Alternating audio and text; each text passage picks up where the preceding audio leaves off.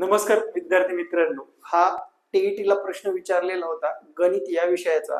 अगदी सोप्या ट्रिक्सने हा प्रश्न कसा सोडवायचा आजच्या या व्हिडिओमध्ये पाहणार आहोत. सर्वात प्रथम प्रश्न वाचून घ्यायचा. एक्स वाय झेड या तिघांच्या सरासरी वजन 50 केजी आहे.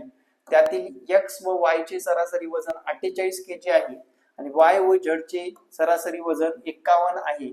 तर वाय चे वजन काढायचं आहे. आता एक्स वाय झेड या तिघांच्या सरासरी वजन आहे 50, म्हणजे 50 गुणिले तिघ जण आहेत म्हणजेच 150 किलो वजन झालेलं आहे विद्यार्थी मित्रांनो. आता एक्स अधिक वाय यांचं वजन दिलेलं आहे 48. 48 गुणिले 2, दोघ जण आहेत म्हणून 48 दुनी 96 झालेलं आहे या ठिकाणी. वाय झेड 51 दिलेलं आहे. वाय अधिक झेड इज इक्वल टू 51 दिलेलं आहे.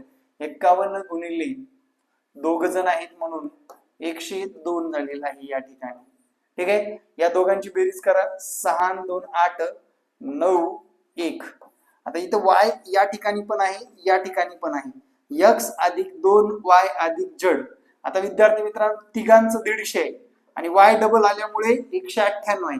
सर सिंपल आहे. 198 मधून आपल्याला 150 वजा करून घ्यायचे आहेत, म्हणजे येणारं वजन हे y चं मिळून जाईल आपल्याला 48 केजी.